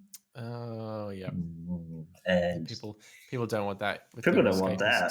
That's right. You know, adventures. But it does sound like that film would be cool. And also, the next on our list is Be Cool. Disenchanted with the movie industry, Chili Palmer. Chili Palmer tries the music industry, meeting and romancing a widow of a music executive on the way. Yes. This film looks bananas. It's John Travolta. Yep. And everyone else. And it's like everyone who's ever been in a Pulp Fiction film, in a Quentin Tarantino film. I've seen this movie many a time. Oh, really? A lot it's of John times. Travolta, Uma Thurman, Cedric's in this as well. Harvey Keitel, Vince Danny Vaughn, DeVito, Vince Vaughn. Andre 3000 from Yes, Andre 3000's in this. Aerosmith is in this film. Oh my god. It is bananas. How do you fail? There's even in the trailer, there's a shot of John Travolta and Uma Thurman dancing together. Yeah. As if it's like, yeah, we get it. Okay. Yeah. I remember that was a big part of the marketing for the film. Was like their first dance scene since Pulp Fiction. And I think it's loosely based on an Elmore Leonard book, which it's like an unofficial sequel to Get Shorty. Oh, okay. So it's because that's the same character that John Travolta's playing. It's a mess of a film, but it's quite fun. Aerosmith have no right to be in it. That whole plot line is just terrible. But like the Vince Vaughn's character is really quite funny. And I think The Rock's in it as well. Yes, that's right. That's the second that's where it comes back. Of Wayne the Doc Rosen. Yeah, and I think this was the first movie where he was like kind of a bit funny. And he sort of came out of his shell. I'm surprised this is on the bad list because look, it's pretty bad, but it's not. Yeah, look, it's got a 5.7 on IMDb, which is one of the higher bad ones we've got. And then Metacritic 37, Tomato Critics 30, Tomato Audience 42. Yeah, that sounds about right. It's pretty low, but not the lowest. This is a pretty high movie. Capote, not pronounced Capote. Reading of the murder of a Kansas family, New York City novelist Truman Capote decides to cover the story himself and travels to the small town with his childhood friend, aspiring novelist Harper Lee. When Perry Smith and Dick Hickok, that's an unfortunate name, are arrested and charged, Capote forms an emotional bond with Smith during his jailhouse interviews, despite the young criminal's apparent guilt. Haven't seen it, but I do like PSH. Did he win an Oscar for this? I think it was nommed. Don't know if he won it. I've seen it a long time ago. I remember it being pretty impressive, but it didn't really stick with me. Although some of the scenes are still kind of, I can picture quite well. So I guess it was also interesting because this came out very shortly after another In Cold Blood. Was that the one? It might have been. That's the name of the book. Because that's the name of the book, I think, and the one with the British guy playing Truman. And I was like, why are these Capote movies coming out so close together? Yeah, and I think a lot of people preferred the other one. Yeah. But not to take anything away from Philip Seymour Hoffman's. Yes. I was going to say impression. It's kind of an impression. Yeah. Performance. Yeah. Are we there yet? Is the next film to impress a foxy divorcee? Sounds like a Beastie Boys line. Ladies' man Nick offers to take her kids on an extended road trip, unaware of the torture he's in for. This is another Cube film. Icy Cube. Yep. Ice Cube, Iceman, Shawn Ashmore. Yeah. This one I feel like is quite popular. I feel like I've heard a lot about. Did they make sequels? I think so. Actually, I thought this was the sequel, but maybe it isn't. Maybe the sequel's Are We There? The sequel is Are We? We're here. We're here now. I don't know. I think like that's a big lot of effort to go to impress somebody. Like I'm not doing that. I was like, hey, want to get a coffee? I'll pay. And then they say no. I'm like, all right, maybe it wasn't meant to be. Yeah. Yeah. It's like, oh, but can you take my kids on a road trip? No. Sure. Why not? Yeah. I just feel like that's a lot of effort. Guess I could quit my job now. I mean, you are quite foxy. That's right. Yeah. I'm a foxy divorcee. What do you got for me, James? I got The Constant Gardener, assigned to a new post reserved. Stops. He just won't stop gardening. Can't stop, won't stop. Yeah. Assigned to a new post, reserved British diplomat Justin Quayle relocates to Kenya with his lovely young wife, Tessa, activist for social justice. When Tessa is found murdered out in the wilderness, circumstances point to her friend, Dr. Arnold Bloom, but it is soon clear that he's not the killer. Grief-stricken and angry, Justin sets out to uncover the truth behind Tessa's murder, and in the process, he unearths some disturbing revelations. Never seen it, but I'm interested. I think I've seen bits of it. It's pretty full on, I think. Yeah, see, it sounds like it. This is also another crime novel adaptation, I think. Or Yes. I say crime. It's. I've got the book on my Genre. bookshelf. Who is that? Is this another Elmore? No, I think it's a Le Car. Jean Le Carre. Jean Le Car, which translates to John the Car. John. Dude, where's my car, John? Are we there yet? This is what's her name? Rachel Weisz. Yep. And is it Rafe? It is Rafe. You know, if Rafe's in a film, it's not going to be something light. He doubles down quite a bit. Harry Potter, although he's only in the dark ones, isn't he? Yeah, that's it. Like it's not a cheery mood when he's around in them. God. Yeah. He's in. Oh no, Bond's not really cheery, especially the ones he's in. Damn it, you're right. Yeah, I am right. There's a darkness in Rafe. There's a darkness inside. He's probably just annoyed. It's like, Mom, why'd you make my name so odd? You spelt it, Ralph. I got to tell everyone that they're wrong when they just pronounce it the way it's spelled. Yeah, he's like, my friend Rafe Spall. He's spelled Rafe. Why? Yeah, so I get why he's got the darkness in him. It's the only reason he's become a famous actor is so that enough people can pronounce his name. He was sick of correcting him. He was like, I'm going to make sure my name is on every poster. Yeah. To the point that people are going to start pronouncing things that have LPH in it as just fur. Can I think of any right now? No, not one. Not one. Rudolph.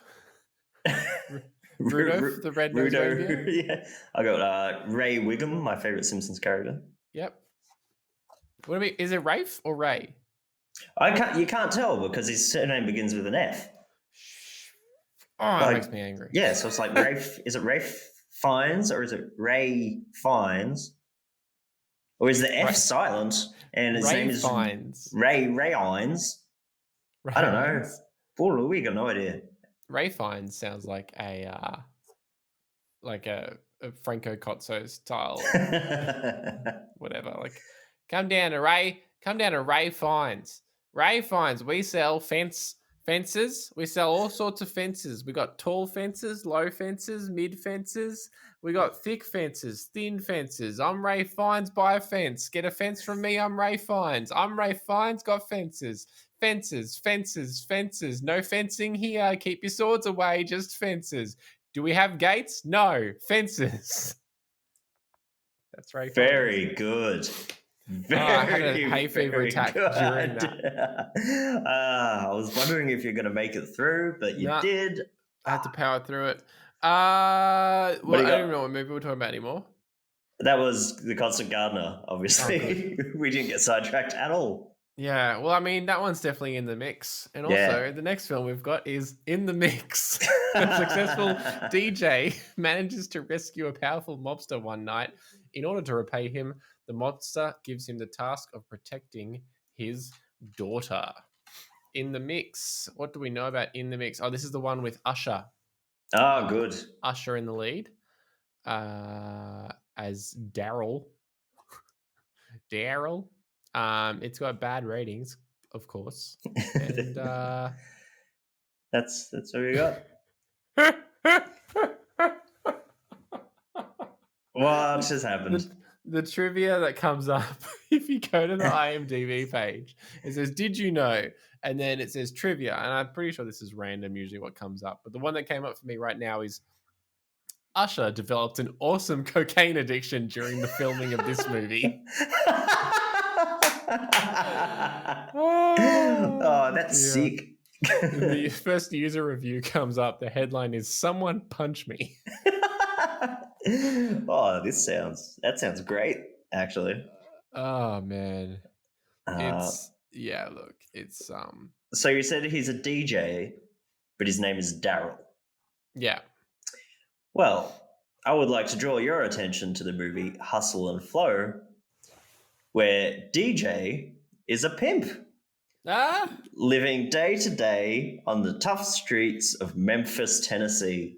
Pushing 40, he's tired of the life he's living and dreams of something greater.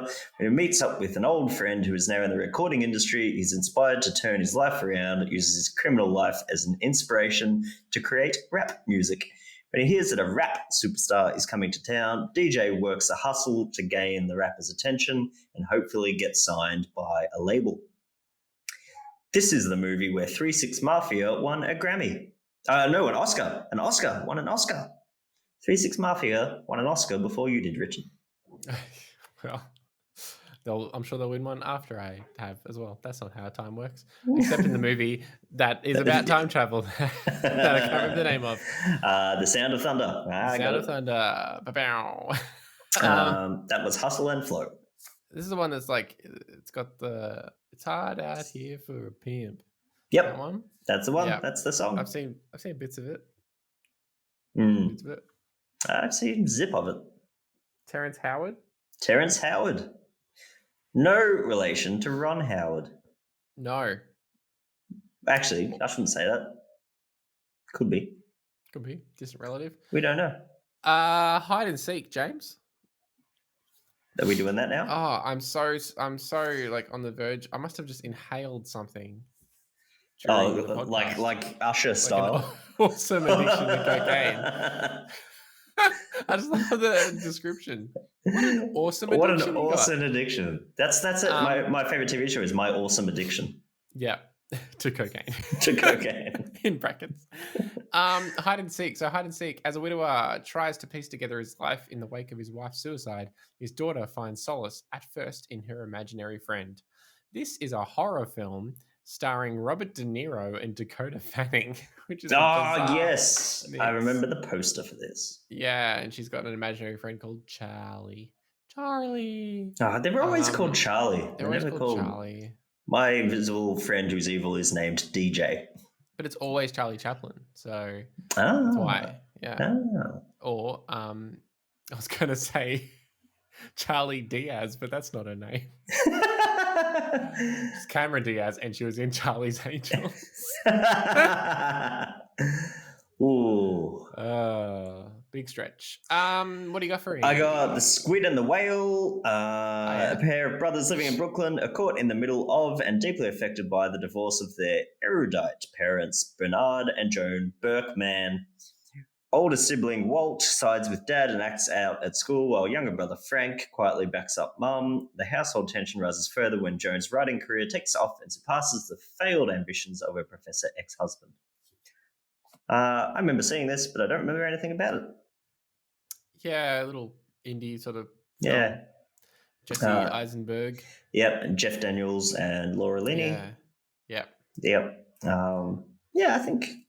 Yeah, I remember watching it, but not absorbing it, if that makes any sense.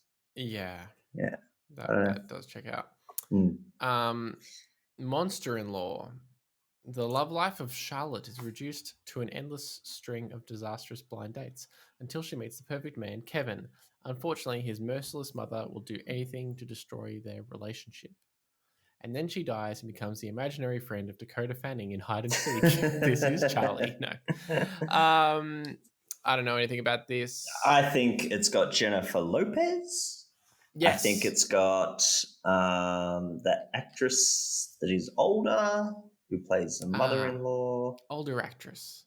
Wanda Sykes? Jane Fonda. Jane Fonda. That's who it is. And who plays the boy in it? Adam Scott's in it. Really? Really? The golfer? The comedian. Parks and Rec, Adam Scott. I don't think he's the main one, though. There's also a Michael Vartan, who I've never seen in my entire life. Oh, yeah, it's that guy. Yeah, I know who it is. I can picture his dumb face. Nah, I was thinking someone else. I thought it was Ed for a second. Do remember Ed, the TV show Ed? Yeah, I remember Ed. Yeah. Mm. Yeah, look, boring. Hey. Yeah.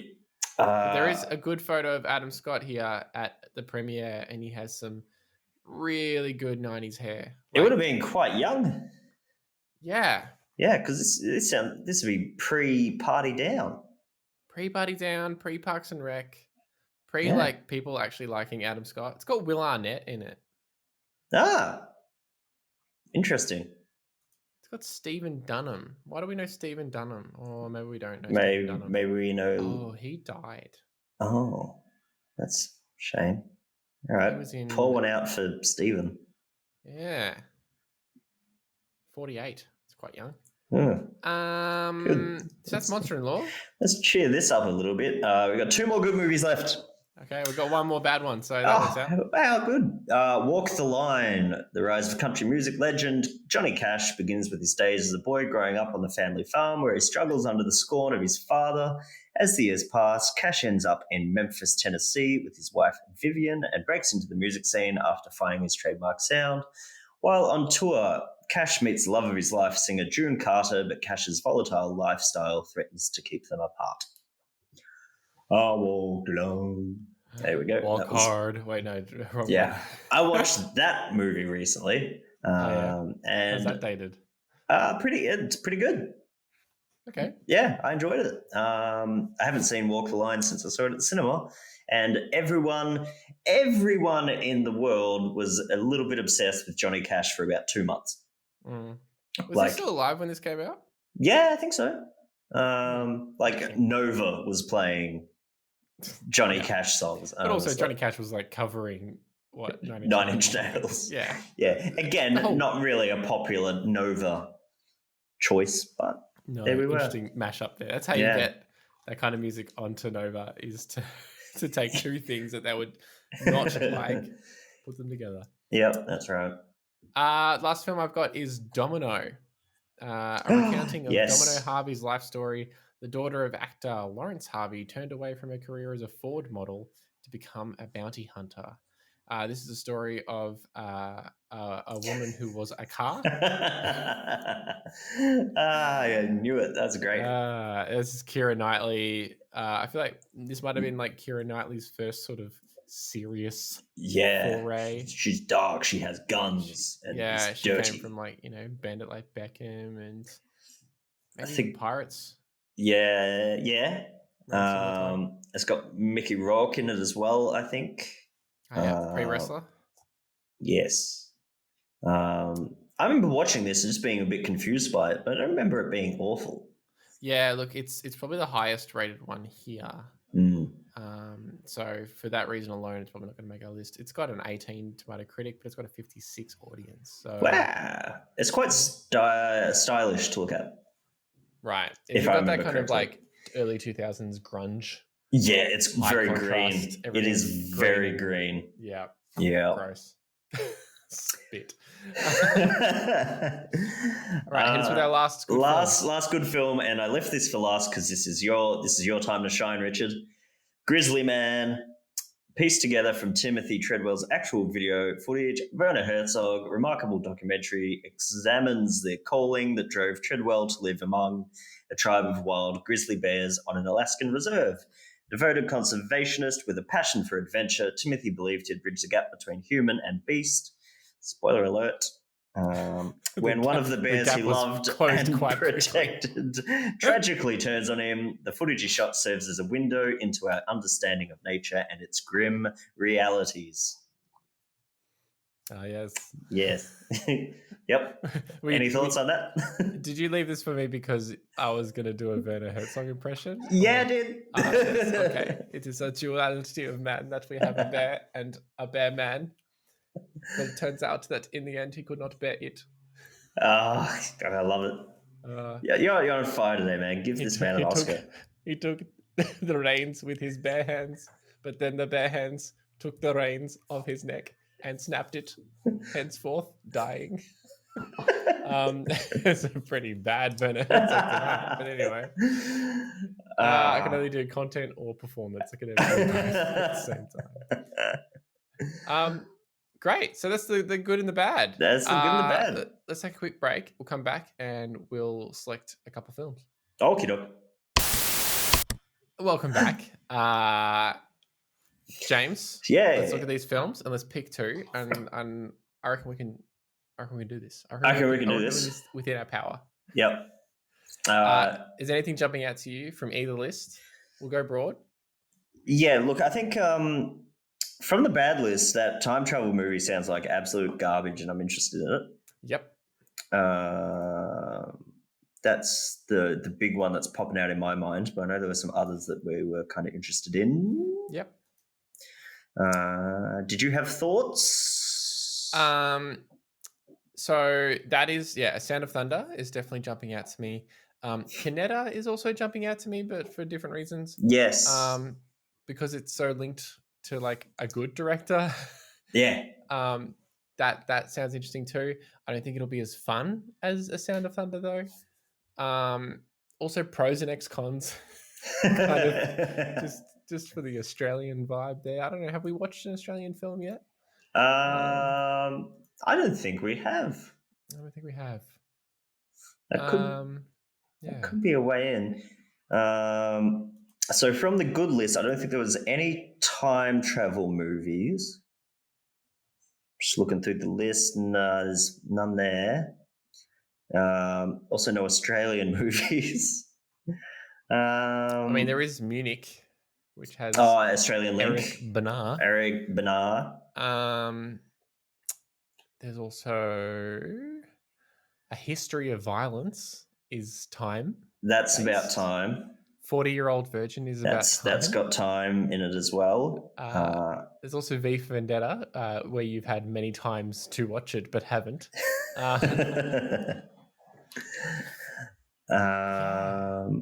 What's the Three Burials of? Oh, that's the Tommy Lee Jones. That's the Tommy Lee Jones one. Yeah. Which you haven't seen. Which I have not seen. No. Have you seen that? Okay. No. We could do that one. And there's The Constant Gardener, which also kind of yes. There's a few good ones. Sound of Thunder. Sound of Thunder. Sound of Thunder. The Constant Gardener. They rhyme-ish, kind of. What else we got in the bad list? Look, everything else in the bad list is bad. Is pretty bad. Yeah. I don't think I want to watch all of In the Mix just to see how Usher got his awesome cocaine addiction. No, I feel like that could be cut down to maybe just the trailer. I like that under that you've got The Cutter, which goes hand in hand with an awesome cocaine addiction. Oh, I think. I thought you were going to say A Constant Gardener because they're just. Oh yeah, they're cutting trees, hoeing, reaping and sowing. Hoeing. Well, okay, A Constant Gardener and Juice Bigelow. Juice Bigelow. Good. All right. What do you reckon? We do The Constant Gardener, and we do A Sound of Thunder. Sound of Thunder. I like it. Bit of time travel, a bit of gritty people in Africa. Yep. Being murdered. Yep. A Sound of Thunder and The Constant Gardener. These are going to be. Well, I think A Sound of Thunder is going to be a really hard film to find. That's a very good point. So maybe we'll have a. We might be coming back in the day and be like, okay, it's nowhere. But good. Yeah. I like those choices. Let's do it. And I've got the book of one, so maybe I'll read the books as well. Oh, I didn't know you had A Sound of Thunder book. I do. It's an audio book. Yeah. It's just sound effects. Alrighty. Well, A Sound of Thunder and The Constant Gardener is what we're going to be watching for the next episode of That's Popcorn. You watch it too. You'll watch it too. Watch it with us. Not in our house. You're not invited. You're not in my bubble. If you like this, I don't know why, but also go give us a thumb star on iTunes. Give us a star thumb on YouTube. Follow us on Facebook, not on the street. James, have you got anything you want to plug? No, you can follow me on the street though if you want. I got no beef with that. People will think I got fans. Oh, that'd be nice. I mean, I You do got have fans. I'm your fan. Yeah, I was going to say, I'm just like, as I said that, I've got these people out the window. They're going to be very upset that they've been following me for ages and think that I haven't noticed. But I can see you. I know you're there. Anything else you've been watching lately? I did watch Evil series 1 of Evil. I believe you may have watched Evil. Yep. Watched series 1 as well. Disappointed that it ends on a cliffhanger. Spoiler alert. Yeah, but season 2 is imminent, I believe. Okay. It was postponed because of the COVID, but they're back filming and ready to go. I don't know. It's just an easy show to watch and blitz through it. Yeah. It's incredibly frustrating how they deal with technology. Every technology thing written in this show is written from the point of view of someone who's like never seen any technology, who's heard of technology and thinks they understand the concept of technology and are just going wild with it. All the and then they double down on it. Like they become like the augmented reality goggle stuff becomes like an integral plot point. It's like it's like this whole story arc, and I'm like, I didn't think this was going to come back. Yeah, and then like people explaining deep fakes incorrectly, and just makes me cringe. Yeah, but it's fun. It's quite fun. And I think that's mainly what I've been watching. You been watching anything else? We watched Cadaver on Netflix. Mm-hmm. That's kind of interesting, dystopian sort of thing where people go into this mansion and they are witness to a performance where it's like part of the mansion, like people performing in the mansion, and the non-performers have to wear masks and stuff. But then there's like a deep, like unsettling truth to everything that they discover, and it's kind of just like sets up all these kind of interesting pieces and then does nothing with them. So interesting. Disappointing. Yeah, a bit disappointing. I don't know if I can recommend it, but maybe if you're bored. Yeah. There was something else. I know The Mandalorian is back, and I was that close to starting to watch the first Mandalorian because everyone talks about it. And they're like, it's cowboys. I'm like, yeah, cowboys is more interesting to me than Star Wars. So it's pretty good. The soundtrack's pretty cool too. And I want to look at the little baby Yoda. You don't? I do. I want to see him in anything other than meme form. Well, speaking of Werner Herzog, he's in The Mandalorian. He is. So. I want to see his face as well. Yes. Yeah, a lot of reasons. Baby Yoda is the most beautiful thing I've ever seen. I hope that's a direct quote from the show. There is actually a quote from Werner Herzog talking about Yoda. I'm going to find it. He said, so like they because I had that puppet, right? Yeah. The animatronic puppet, whatever. They did a shot with the puppet and stuff, and then like, oh, we're just gonna get a shot without the puppet in case we are gonna CGI it in. And he called them like cowards. Says, you are cowards. Leave it. Admitted that the sight of the Baby Yoda puppet on set brought him to tears. It's heartbreaking. It's heartbreakingly beautiful.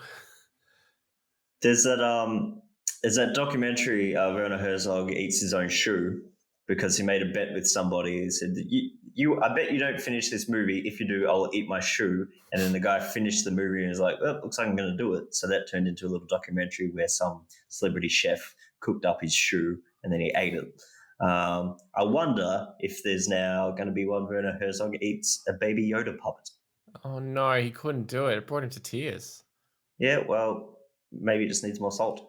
Yeah, it looked absolutely convincing, he continued. It made you cry when you saw it. Poor Werner Herzog.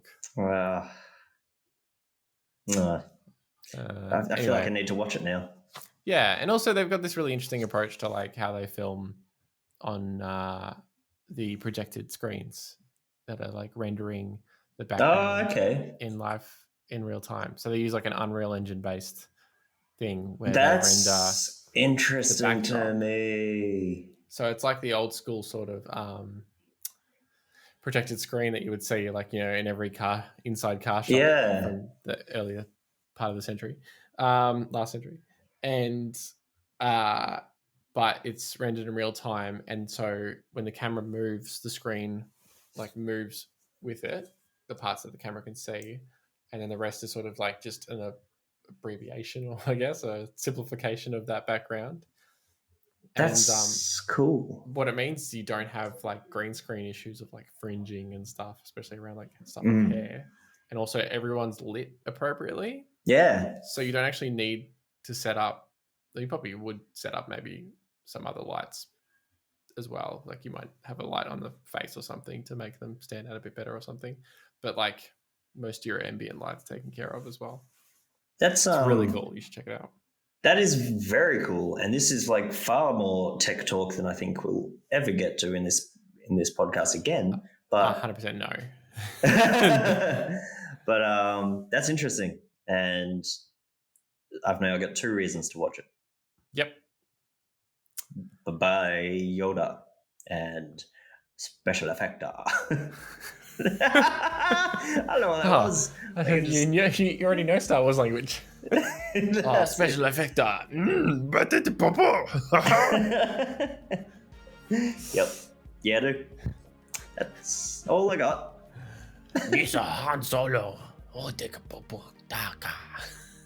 Okay, cool. And that's the end of that podcast that we do, which is this one.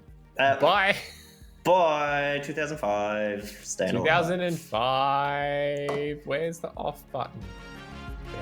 Bye.